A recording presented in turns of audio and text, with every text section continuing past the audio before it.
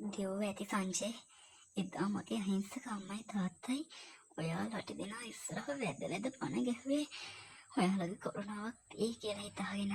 ඒත් නාගමාණික්ගේ කෑදරකම ඔයාලගේ මනුස්සකම වහලා දැම්මා. අද මේ නාග කන්‍යාවගේ විෂ දලවලට ඔයාලගේ පව්කාර ලේ පිපාසිතයි. අනේ අනන්‍යා මට සමා වෙන්න. ඒක කළේ මම විතරක් නෙමෙයි ශෛලේන්ද්‍ර සේනක තමයි අපිට ඕන කළේ. මාව නම් මරන්න එපා. සමාව තිරිසන්නුන්ට දෙන්න මම ගාව සමාවක් නැහැ. වික්‍රම්ටයි මනිෂ්ටයි වුණ තේමයි අද තමසටත් දෙන්නේ. මේක ඔයාගේ අවසානය.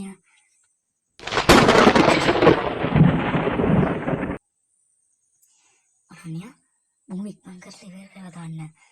අපිට වැඩි වෙලාවක් නැහැ. හරියනව හොයන්න නැති. මතක තියාගන්න. සේනකගේ ඇස් වලට වැලි ගහලා මේ ගේම් ගහන්නම් අපි හරිම පරිස්සම් වෙන්න ඕනේ. Thank you රුචිකා.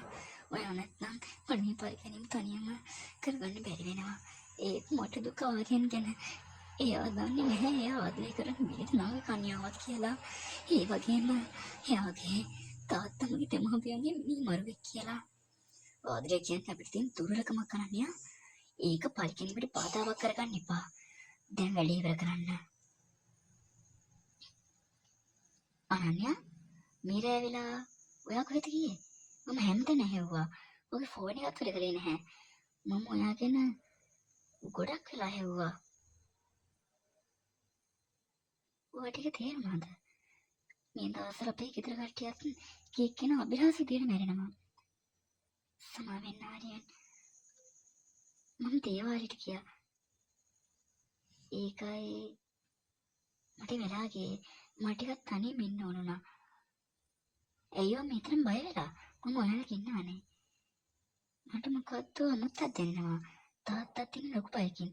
සංජයවත් ඔයා ගන්න නැහැලු. අනන්‍යා මට හිතෙන මොකක් හරි දෙයක් අපි පස්සේ පන්නනවා කියලා.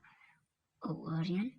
ඒ මම ඔයාගේ තාත්තා කරපු පව් වලට ෆොන්දි ගෙවන්න කාලේ ඇවිත්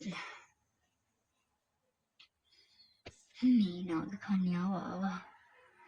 පොලිගැනීමේ පිපාසෙන් නාග කන්‍යාව ආවා. මාව නවත්තන්න කාටවත් බැහැ.